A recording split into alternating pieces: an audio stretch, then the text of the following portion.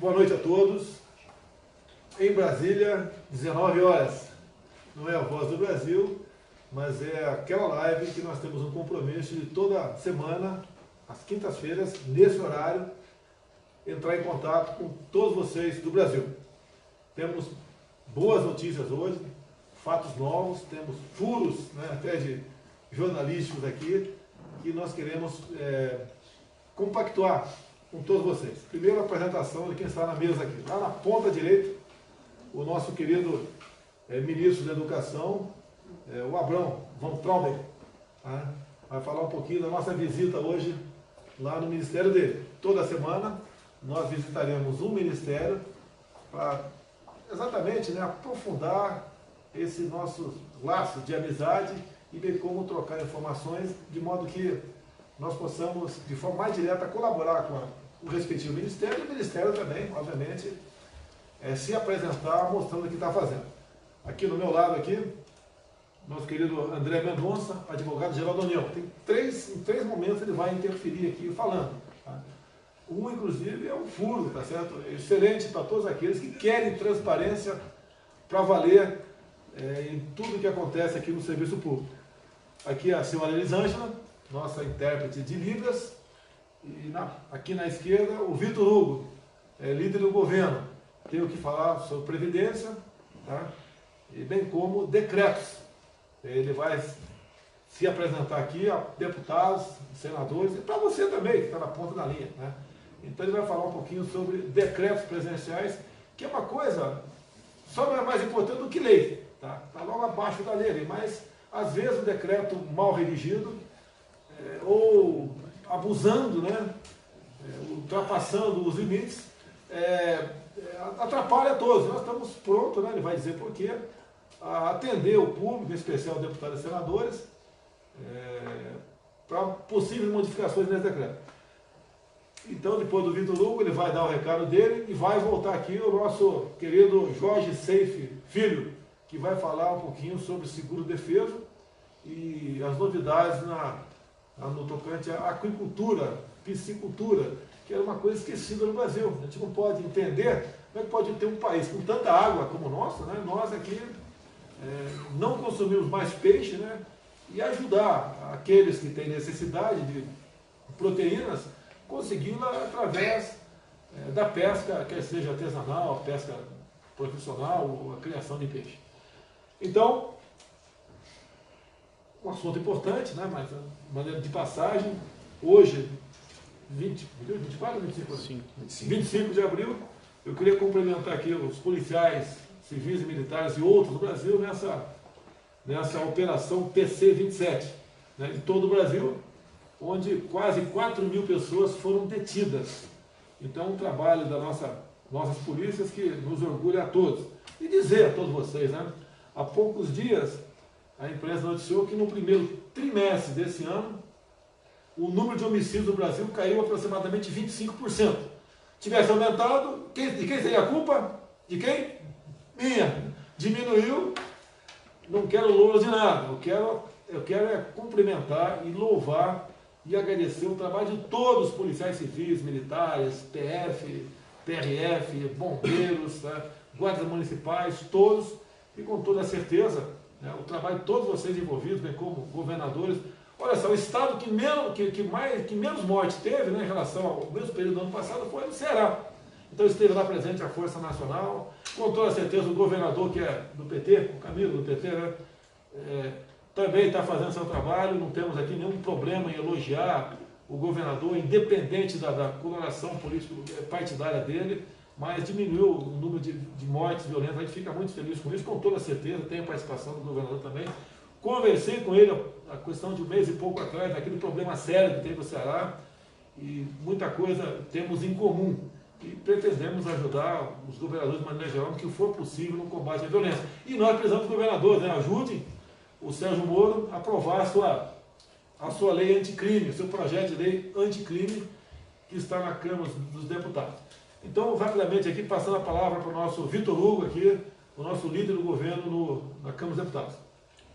Bom, boa noite a todos. O presidente nos orientou a estar abertos na liderança do governo na Câmara para receber sugestões de parlamentares, deputados federais, senadores e também da população brasileira como um todo, através dos deputados ou diretamente, para alterar decretos que são como se fossem leis, mas que editados pelo presidente, assinados pelo presidente, para atualizar, para resolver problemas regionais. Então, quero só me colocar à disposição, orientado pelo presidente, para receber essas sugestões. Vai haver uma análise jurídica e o presidente se comprometeu em dar uma resposta em até 3 semanas para o sim ou para o não. O presidente fala da Previdência já? Não. Em relação à Previdência, nós tivemos aí uma grande vitória do Brasil essa semana, com um trabalho muito interessante, muito profícuo, aí, muito feliz do Felipe Francischini e do Marcelo Freitas, 2 deputados federais que foram presidente e relator na CCJ,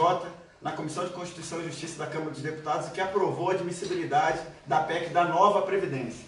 Tem que fazer uma referência muito especial também ao presidente da Câmara, Rodrigo Maia, que tem feito um trabalho também de articulação para que essa proposta avance, uma proposta que vai ser muito boa para o país, e também do ministro Onix, que ajudando também na articulação tem feito um trabalho muito interessante. Agradecer a todos os deputados que votaram por essa admissibilidade, houve uma convergência muito grande, nós aprovamos com 48 votos favoráveis a 18, na última tentativa foi 31 a 20, então nós estamos avançando para construir essa nova Previdência. Vamos começar agora, para terminar, os trabalhos na comissão especial, e eu queria parabenizar o deputado Marcelo Ramos, um advogado do partido do PR do Amazonas, que é o presidente da comissão, e o relator, o deputado Samuel Moreira, do PSDB de São Paulo, que temos certeza farão um excelente trabalho. Vitor, mais um pouquinho, falou em decreto, nós estamos abertos, quem achar que tem algum decreto aqui que pode ser aperfeiçoado, estamos à disposição para receber essas sugestões. Obviamente, nós analisaremos esse especial junto à Secretaria de Assuntos Jurídicos, e se for o caso, a gente, em 2, 3 semanas, corrige o decreto. Por exemplo, um decreto que foi corrigido no dia de hoje, foi votado no dia de hoje, essa não foi correção, foi uma sugestão.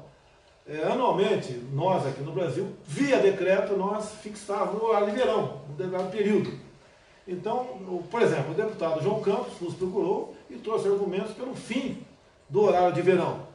Nós analisamos essa sugestão do João Campos, submetemos à apreciação do ministro da Minas e Energia, que é o Almirante Bento, e ele nos informou tecnicamente que esse horário de verão não era mais necessário, porque o pico de gasto de energia está dando atualmente por em torno de 15 horas. Então não trarei nada a redução do consumo de energia. E a parte outra tem a ver com a saúde, com o nosso relógio biológico, a conclusão do nosso pessoal que nós consultamos nesse sentido, que esse 1 hora, para muita gente, atrapalhava o seu desempenho, ou seja, atrapalhava a sua vida, ele ficava mais cansado no horário que devia estar trabalhando, e tinha problema. Então, a decisão nossa, não só ouvindo o João Campos, bem como todos os parlamentares que estiveram até presentes hoje por ocasião da votação do decreto, que eu faço questão de citar o nome aqui, então nós assinamos com esse pessoal que tinha proposta nesse sentido, que é o Charles Fernandes, da Bahia,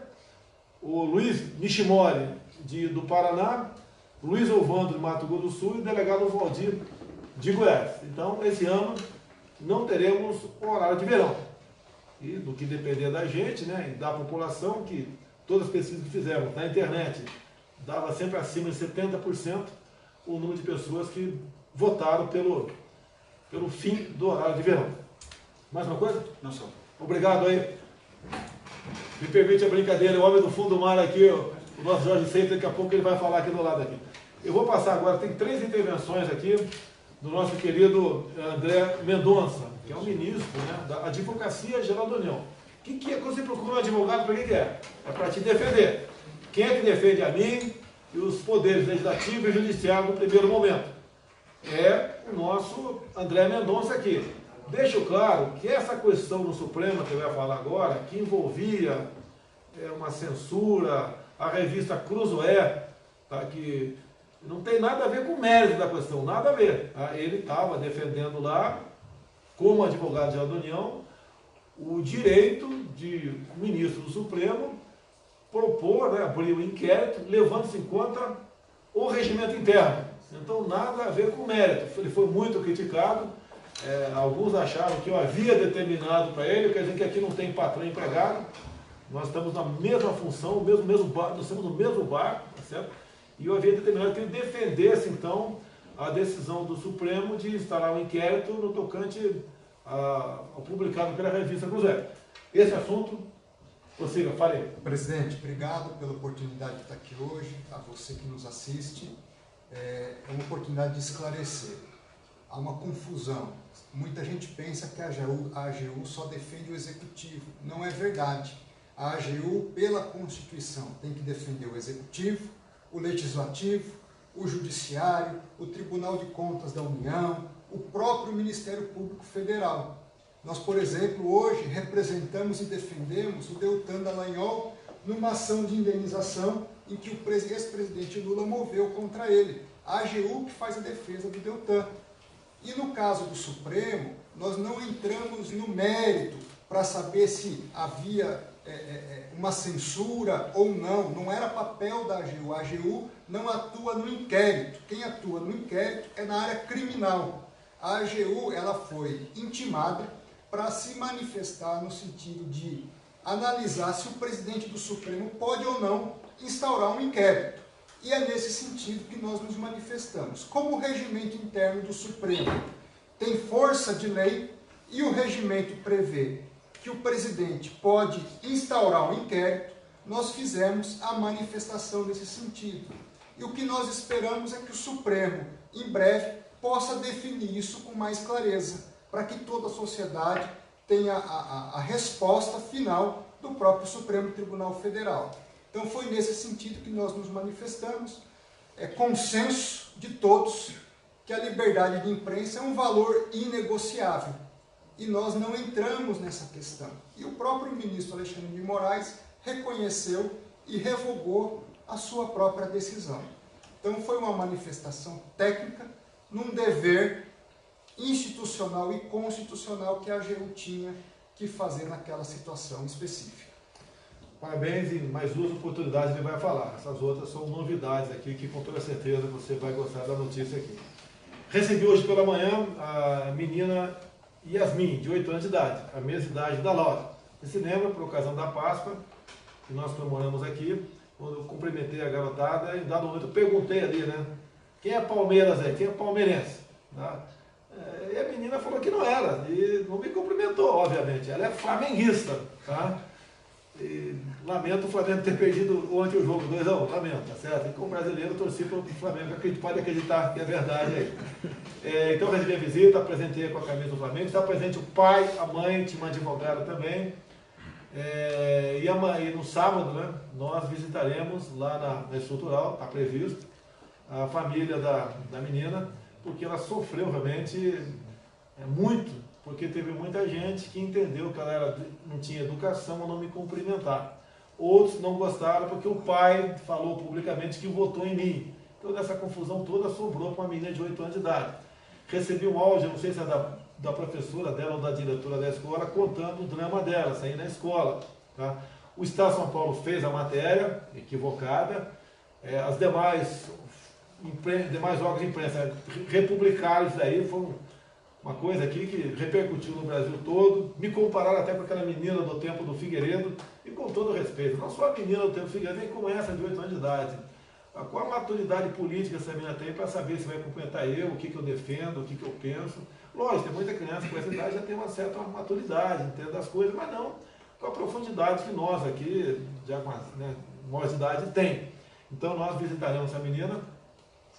E o objetivo da visita é exatamente desfazer esse mal entendido pelo Estado de São Paulo, que pese o jornal Estado de São Paulo, algumas horas depois, ter desmentido o assunto, reconhecer seu erro, mas é tal negócio, o desmentido fica, pouca gente tem acesso, né? E os demais órgãos de imprensa, pelo que eu vi, não foram da mesma linha. Você procura no site hoje em dia, tá, a não ser o Estado de São Paulo, quase todos os outros dando a matéria como publicada, não tem que se retratar de jeito nenhum. Então, nós vamos lá buscar desfazer realmente essa tremenda injustiça que foi feita com uma criança menor de idade. Quando você fala liberdade da imprensa, tem que ter liberdade da imprensa, mas um fato como esse, expondo publicamente a imagem de uma criança, que está protegida pelo Estatuto da Criança e do Adolescente, isso não pode acontecer. Já entrei em contato com a repórter do Estado de São Paulo, pode nos acompanhar nessa visita, a ideia nossa não é retalhar ninguém, busca uma maneira de fazer com que essa menina se sinta feliz e volte a frequentar a sala de aula como qualquer outra criança. Bem, vamos abrir um espaço aqui para o nosso Abraham Van Traub, né, novo ministro da Educação. Hoje visitei o ministério dele, fui muito bem recebido lá. Conversamos com todo o primeiro escalão, tinha umas 15 pessoas. Foi mais ou menos 30 minutos de conversa, de troca de informações. E eu prefiro que o próprio ministro, né, fale alguma coisa que mais interessou dessa nossa visita para você falar para o povo aí, como por exemplo a prova do Enem, entre outras medidas que você está tomando nessa sua iniciação lá nesse importante ministério que é a da educação. Sem dúvida. Obrigado, presidente. Boa noite a todos. A mensagem que eu queria passar, nesse mundo novo que a gente vive, a gente está lidando com uma mídia antiga que está passando por uma transição grande, enquanto tem a internet, enquanto tem as mídias sociais que estão mudando e vão mudar muito mais a forma como a gente está se comunicando como sociedade, entre nós pessoas. Por isso que esse instrumento é tão importante. A mídia tradicional e também um pouco de algumas outras preocupações levantaram a possibilidade de não haver Enem esse ano. Veja, nós como governo temos a preocupação de deixar vocês aí na sua casa, senhor e senhora, em paz para cuidar dos problemas que vocês já têm no dia a dia. Vocês já têm que pagar um monte de conta, já têm que correr atrás de problema de saúde, emprego. Então, nossa tarefa é justamente evitar qualquer surpresa negativa nesse sentido. Problema tem todo dia, todo mundo tem os seus. Nosso trabalho é evitar que ele chegue até vocês. Havia uma possibilidade, essa possibilidade foi afastada, o TCU foi muito parceiro em compreender o problema e, assim, risco de não ter Enem esse ano está totalmente afastado. Então, para as pessoas que vão prestar esse ano, jovens ou pessoas mais velhas que vão prestar, podem continuar estudando. E aí uma dica que eu vou passar para vocês. Acho que questões ideológicas, muito polêmicas como no passado, não vão acontecer esse ano. Minha sugestão, foquem mais na técnica de escrever, interpretação de texto, foquem muito em matemática, ciências, em realmente no aspecto que a gente quer desenvolver, o conhecimento científico, a capacidade da pessoa de desenvolver novas habilidades. Essa é a minha recomendação. Quanto à visita, o presidente foi lá, foi muito bem-vindo, inclusive pelos funcionários do MEC, apesar de toda essa desconstrução que eles tentam criar da nossa imagem, o presidente foi muito bem recebido por todos os funcionários, desde os técnicos, os analistas, as pessoas mais simples estavam lá na recepção. O presidente saiu, foi abraçá-los, subiu, foi falar com os técnicos. A gente está com uma série de planos, a gente está com muitas mudanças que vão acontecer em breve, positivas todas elas, para a maioria da população. Evidentemente tem coisas que a gente não concorda, a gente vai mudar, mas tudo dentro da lei. O direito de todos será respeitado. O nosso objetivo é atender a população como um todo. Esse governo chegou aqui com a grande maioria da população apoiando ela na urna, mas a gente governa para 100% da população. Nosso objetivo é respeitar e devolver para a população o imposto que ela paga. A educação é paga pelo imposto que você tem quando você compra um celular. Quando você paga a sua linha de telefone, tem imposto. Na luz da sua casa, tem imposto. Esse imposto vai para o governo federal, estadual, municipal, para te devolver, entre outras coisas, que é no meu caso a minha pasta, educação. A gente tem sim que melhorar a qualidade da educação no Brasil, com a grande quantidade de impostos que a gente já arrecada. Essa é a minha mensagem. Estudem para valer e estudem coisas sem direcionamento ideológico como havia no passado. O Brasil vai mudar, já mudou e vai mudar cada dia mais, com calma, sem rupturas, sem nada que atrapalhe a vida dos outros. Obrigado, presidente. Ministro, o que tira um homem ou uma mulher da situação difícil que se encontra é o conhecimento. O que nós queremos que na ponta da linha né, os nossos filhos sejam melhores do que nós. É satisfação, com toda certeza, de um pai e de uma mãe, ver um filho bem-sucedido que termine um curso técnico ou um curso superior com uma bagagem de conhecimento que ele possa enviar aquela função. E, em grande parte, hoje em dia, em parte considerável, tem muita gente terminando aí um curso superior para botar um papel na parede escrito apenas diploma. Isso não é o importante. O importante é a pessoa realmente saber fazer aquilo. Deixo claro que no passado eu fiz um curso técnico, né? Eu estava nativa no Exército Brasileiro ainda, para consertar televisão e geladeira. Até uma vez encontrei um colega mais moderno no curso e ele perguntou: o que você está fazendo aqui? Pelo menos que você, pô. Não vim aqui para fazer nada a não ser isso daí. Por que eu fui fazer esse curso? Porque o tenente do Exército não ganhava bem, tá ok? E eu ficava revoltado quando estragava a geladeira, o cara ia em casa e cobrava de mim o equivalente a um dia de trabalho. Então eu fui aprender a consertar a geladeira, que com todo respeito aos profissionais, não tem dificuldade, bem como máquina de lavar roupa. Digo mais, ao prezado ministro Abrão, se eu hoje em dia fosse exercer essa profissão aí fora, eu ia ganhar muito, mas muito mais do que gente que tem um curso superior, com todo respeito ao curso superior que fez. Presidente, eu concordo 100% com isso. E acho que a função do governo é respeitar o dinheiro do pagador de imposto. Então, o que a gente tem que ensinar para as crianças, para os jovens, são, primeiro, habilidades de poder ler, escrever, fazer conta. A segunda coisa mais importante, um ofício que gere renda para a pessoa, bem-estar para a família dela, que melhore a sociedade em volta dela. O Japão, que é um país, na nossa viagem a gente viu isso, presidente. O Japão, que é um país muito mais rico que o Brasil, ele está tirando dinheiro público do pagador de imposto de faculdades que são tidas como faculdades para uma pessoa que já é muito rica ou de elite, como filosofia. Pode estudar filosofia? Pode, com dinheiro próprio.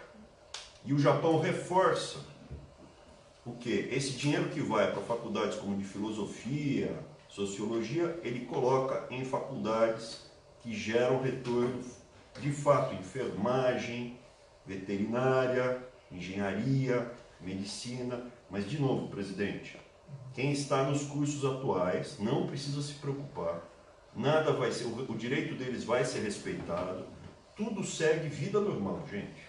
Não se preocupe, a única coisa é que uma orientação, nós aqui podemos falar, não concordamos com várias coisas que foram feitas nos últimos 20 anos.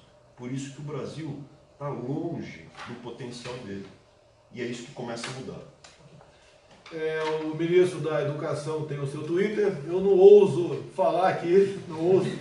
Tá difícil para mim. Tá, okay? É quase uma estação de rádio, hein? Olha que eu sou de artilharia, tá difícil. Imagine as outras armas irmãs aí. E já que ele falou em Japão, tivemos lá, nós vamos estar no Japão daqui a algumas semanas, no encontro do G20, e já estou me preparando, que na vez passada não consegui. Eu quero comprar bijuteria de nióbio. Olha que ponto nós chegamos, né? Só nós temos. Agora, detalhe, uma aliança igualzinha essa aqui, a minha de ouro, está mais ou menos R$3.000. Uma aliança dessa daqui de nióbio está em torno de R$4.200, né? 40% mais caro. Por que isso daí? Olha só, olha o preço que nós exportamos o nióbio para bijuteria. Sem falar que se usa já em países que tem muitos abalos sísmicos aí, em vez de ser uma liga de aço, apenas ferro, aço na estrutura de prédio, já vem a liga nióbio, porque ele é mais resistente, é mais flexível. Olha aí a China construindo gasodutos, fez tudo agora, há pouco tempo, de 9.000 quilômetros de gasoduto nesse sentido. A Alemanha está usando nióbio no chassi de carro, e como disse agora há pouco aqui, ele é mais rígido, né? É mais rígido não, ele é mais resistente, tem uma certa flexibilidade, seria como o primeiro airbag nesse sentido. E detalhe, como é mais forte, você usa menos, em consequência o carro é mais leve. Em sendo mais leve, você gasta menos combustível para levá-lo a um destino semelhante ao nosso carro aqui, é bastante pesado. Então está aqui o Twitter do nosso ministro. Tá? Antes de passar aí para o Safe, vou voltar aqui, não é o assunto, todos são importantes, né? Mas o terceiro mais importante, deixar para o final aqui do André Mendes. Olha só, ele é um advogado, certo? Tem um partido político, para a gente não polemizar, não vai dizer o nome, no caso, tem uma ação no Supremo questionando a questão de jogos de azar. é uma contravenção hoje em dia. O partido, ao questionar a questão da contravenção, ele quer legalizar o jogo no Brasil. E o nosso ministro aqui, nosso advogado, partiu para apresentar a sua posição, que é a posição do governo, de última análise, mas nada imposto da minha parte, nessa questão. E a questão mais importante, que ele mais levou em conta lá junto ao Supremo, é que se tiver que deixar de ser contravenção, que seja feito, cadê o Vitor Hugo? Está mais aqui não, né? Que seja feito pela Câmara e pelo Senado, quem legisla somos nós. Nós não consideramos justo, tá certo? Que o Judiciário não legisle essa questão. Bem como ele, há pouco tempo, e foi muito elogiado, defendeu uma posição que não é do governo por coincidência, mas questão de direito, quando o Supremo está em votação, o Supremo está 4-0, eles querem tipificar a homofobia como se racismo fosse. Ou seja, o Supremo estaria ressuscitando aquele famigerado PLC 122, a questão da homofobia, que o pessoal lembra muito bem como foi tratado no passado, e o Parlamento decidiu que, ao não legislar, estava legislando, porque não tomar posição no assunto também faz parte do Parlamento. É isso daí. Então, André, por favor, fala a questão do jogo de azar no Brasil, que você tomou sua posição em nome do governo junto ao Supremo Tribunal Federal no dia de hoje. Obrigado, presidente. Essa é uma questão importante, social, que afeta o dia a dia da sua vida, em vários sentidos. Primeiro, o jogo de azar é uma porta de entrada para lavagem de dinheiro, atividades ilícitas, ocultação do patrimônio ilícito. Então, tem esse aspecto relacionado ao crime. Um outro aspecto importante, social, gera o vício. Quantas histórias você já ouviu de pessoas que se apegaram ao vício, perderam o seu patrimônio, deixaram sua família na miséria, sem seu filho poder estudar adequadamente, levar dinheiro para casa, com comida, com educação. Então, nós não podemos aceitar que o jogo de azar venha a ser lícito. E foi isso que nós nos opusemos no Supremo Tribunal, defendendo que há uma ilegalidade no jogo de azar. Defendemos isso, vamos continuar defendendo, mas ainda que houvesse alguma possibilidade de discussão do assunto, caberia, como disse o presidente, ao Congresso Nacional. Então, presidente, seguimos firmes nessa defesa perante o Supremo quanto à ilicitude, à ilegalidade do jogo de azar.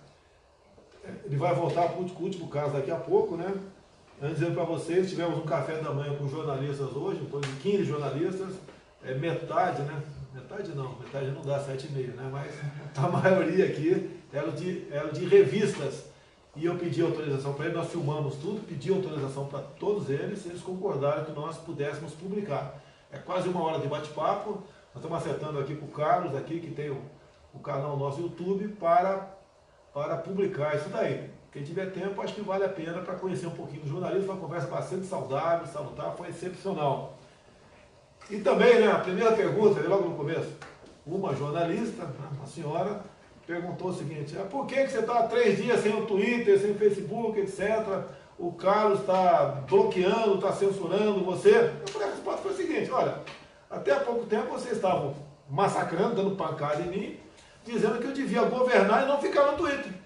Fiquei agora 3 dias sem Twitter, está reclamando que quer que eu volte? Bem, sem problema nenhum com o Carlos, tem sua posição, tem sua liberdade para expor as suas ideias no Twitter, onde for, assim como outra pessoa qualquer.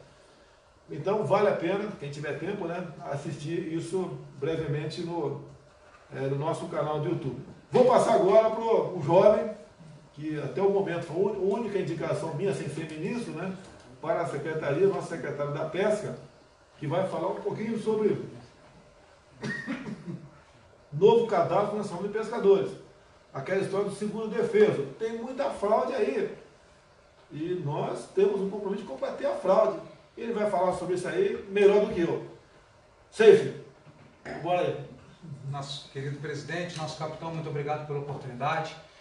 Pessoal, na semana passada o presidente levantou essa questão que nós estamos tratando desde o primeiro dia de governo, que é a questão do seguro-defeso, né?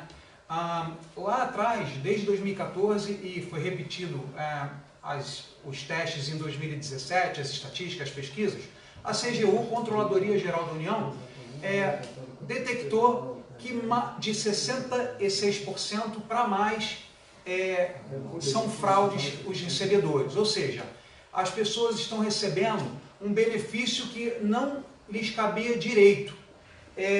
Nós queremos, né, tirar algum benefício do pescador? Não, nenhum benefício nós queremos cortar, que isso fique bem claro.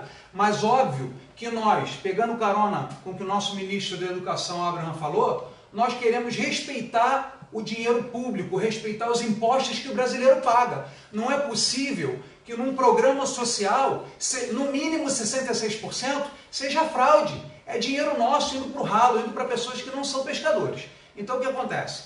Um grupo liderado pela CGU, envolve outros órgãos do governo federal, a saber, INSS, Ministério da Economia, a nossa Secretaria de Aquicultura e Pesca, inclusive Ministério da Justiça, Polícia Federal. Então está sendo feita uma força-tarefa, estudos, né? Porque infelizmente no velho Brasil, desde 2014 a CGU estava falando, olha, tem problema nesse benefício, vamos corrigir. Olha, tem 2017, ou seja, 3 anos depois, voltou a repetir a mesma informação. Então o assunto não é novo, não é um assunto do governo Jair Bolsonaro, é um assunto antigo que simplesmente nós estamos tratando com respeito à questão dos impostos brasileiros. Então o que será feito? Nós estamos fazendo um novo sistema, ele fica pronto aí até início de junho, tá certo? E esse sistema nós faremos um recadastramento nacional dos beneficiários do seguro-defeso. Muitas pessoas essa semana, depois da live, na semana passada, o presidente entrou em contato com a nossa secretaria, através também das redes sociais, falando, olha, eu recebo seguro-defeso, mas eu não quero estar ilegal, não quero fazer coisa errada. Como é que eu sei se eu tenho direito ou não a seguro-defeso? Então, uma dica bem simples e bem fácil para você saber se você tem direito ao seguro-defeso. A sua principal economia é a pesca, você é pescador, você é pescador artesanal, você depende da pesca para viver? Ou você é médico, né, como nós vimos aqui no banco de dados, é médico, é dentista, infelizmente aí militares, prefeitos, vereadores, mecânicos, uma série de pessoas, inclusive existem colônias de pescadores, pasmem vocês, em lugares que o pessoal não tem nem água para beber. Então nós precisamos tratar. Para vocês terem ideia, eu acho que o trabalhador mais jovem do Brasil é pescador, porque nós temos no nosso cadastro pessoas com 7 anos de idade recebendo seguro-defeso, e eu acho que a pessoa mais velha do mundo é brasileiro e é pescador também. Tem uma pessoa lá no nosso cadastro com 148 anos de idade recebendo seguro-defeso. Isso seria cômico se não fosse trágico, se não fosse desrespeito com o dinheiro público. Então faremos esse recadastramento, né? E queremos dar oportunidade, não queremos fazer caça às bruxas, não queremos trazer problema para o cidadão de bem.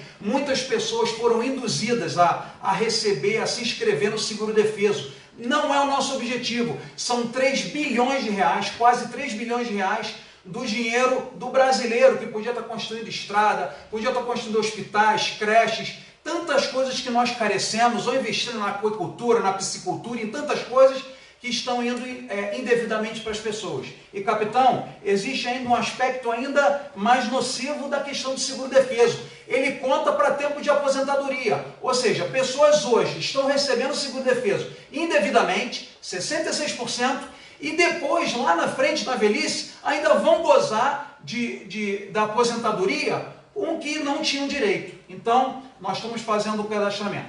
As pessoas que estão nos ouvindo falando, Jorge, como que nós fazemos então?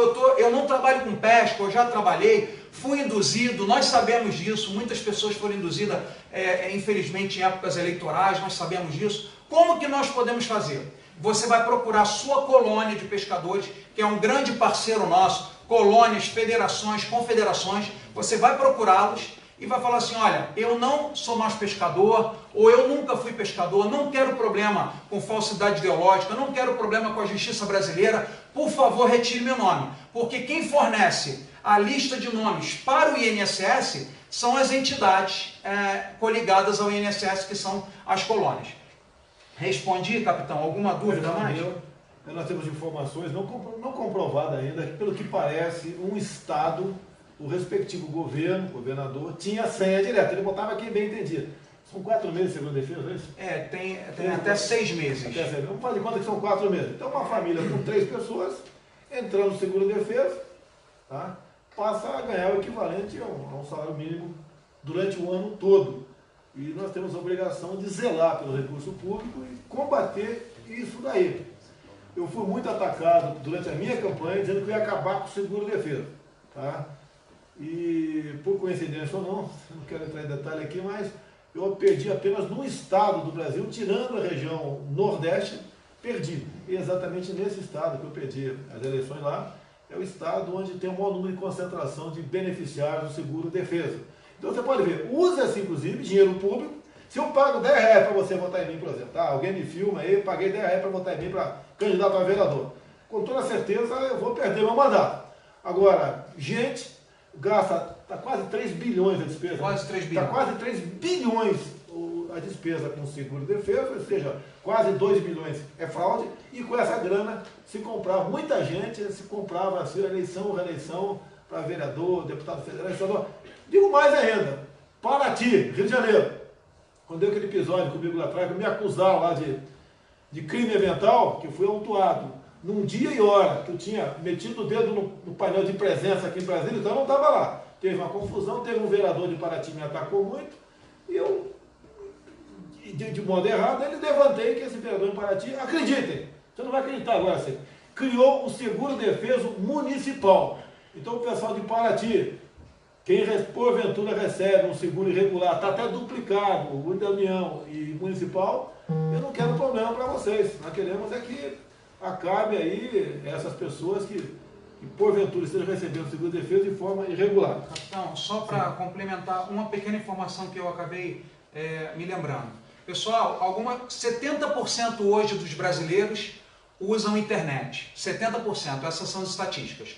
No entanto, o pessoal de pesca, de ribeirinhos, pessoal dos rincões do Brasil, muitas vezes não tem conhecimento, não tem acesso à tecnologia. Então, muitas pessoas também estão perguntando, e quem vai fazer esse cadastro? O cadastro será mediante as colônias, federações, confederações, e no futuro você também vai poder, o pescador vai poder fazer o seu autocadastro. Hoje, quando você vai declarar seu imposto de renda, você não pode fazer seu advogado, seu contador, seu irmão. No futuro, mas um futuro breve, não estou falando um futuro muito distante. Ainda esse ano o pescador também poderá fazer, se assim o preferir. Mas nós, enquanto governo federal, permaneceremos com os convênios, com as colônias, federações e confederações, com um único detalhe: nós começaremos o recadastramento pelas colônias, federações e confederações, que por sua vez tem que voltar a fazer as atas de reunião, tem que fazer as diretorias de novo, todo o rito, que eu não sei de cabeça, mas vocês bem o sabem,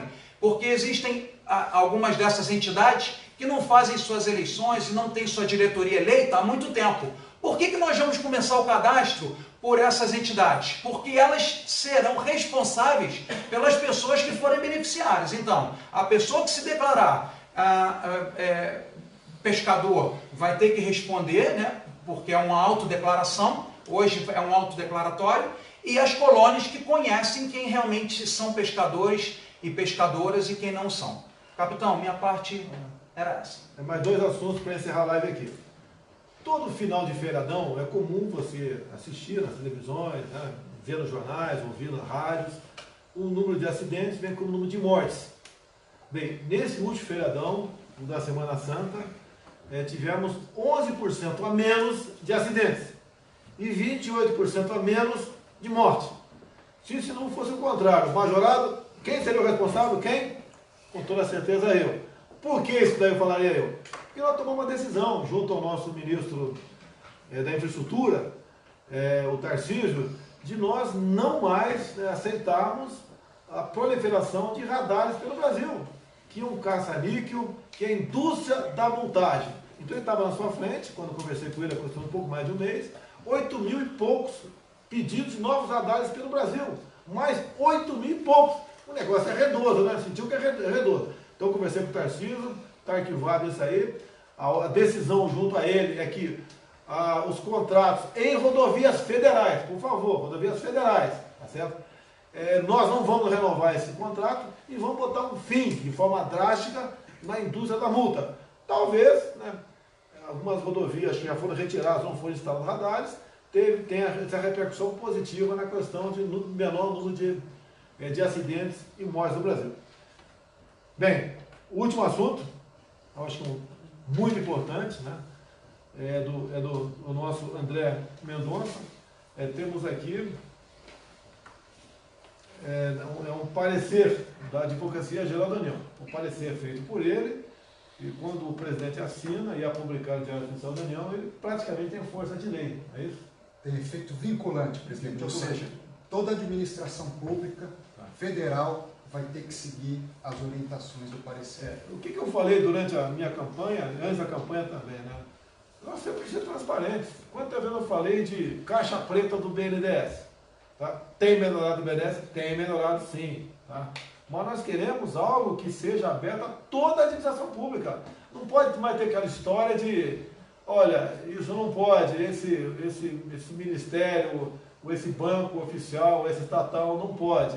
Então, o André teve a iniciativa, juntamente com os seus colegas da Advocacia da União, e fizeram um parecer aqui que eu vou assinar agora, mas antes eu quero que ele explique, na verdade, né, com linguagem técnica e compreensível por todos, o que é que eu estou assinando agora em primeira mão para todos vocês aí. Presidente, é um parecer relevantíssimo, importante, que tem o viés de mudar a vida de muito do que o cidadão brasileiro vem vendo hoje, que é a corrupção.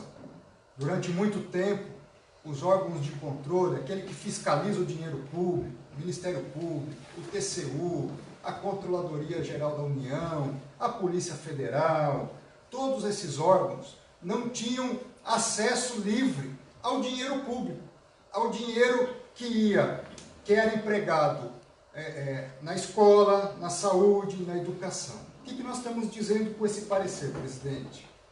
Que a partir da assinatura do senhor, publicado em Diário Oficial, todos os órgãos de controle, Polícia Federal, Tribunais de Contas, eles vão ter acesso livre ao dinheiro público.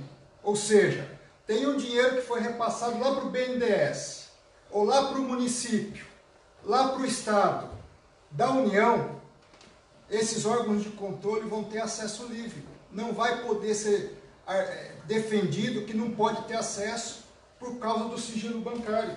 Não tem sigilo bancário a partir dessa assinatura, presidente, em relação ao dinheiro público federal. O senhor vai agora assinar um ato, a partir desse ato, todas as vezes, por exemplo, o BNDES vai emprestar um dinheiro para Cuba, para a Odebrecht, para a construtora, para um outro banco, os órgãos de controle vão poder ter acesso a toda a documentação, quanto foi depositado, por que foi depositado, quem recebeu, por que recebeu, quais os atos que estão envolvidos, se justificava ou não justificava, ou seja, tudo aquilo que vinha acontecendo de ilegal por baixo dos panos, agora o dinheiro público nós vamos ter como identificar por que está indo e para quem está indo. Presidente, para assinar um ato desse é muito simples, mas é preciso vontade política e coragem. E o senhor está tendo coragem e vontade política.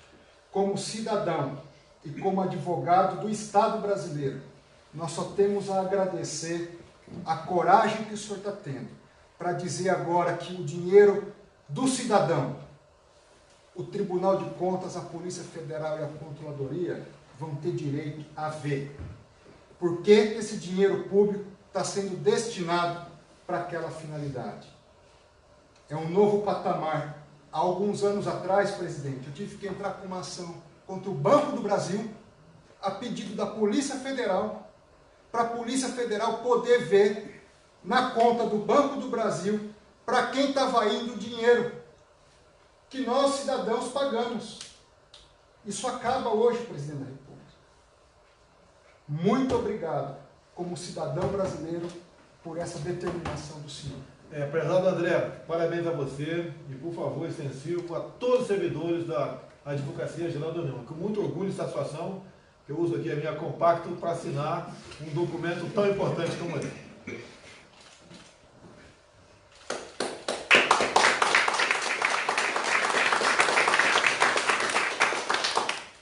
Prezado Abrão, ministro da Educação, André, Advocacia Geral da União, Elisângela, Vitor Hugo, que saiu daqui agora há pouco, prezado Jorge Seif, que tem idade para ser seu pai, e você, como jovem, faz um brilhante trabalho na Secretaria da Pesca. E a você que está nos ouvindo, muito obrigado pela audiência, pelo carinho e pela consideração. Brasil acima de tudo, Deus acima de todos. Até quinta-feira, se Deus quiser.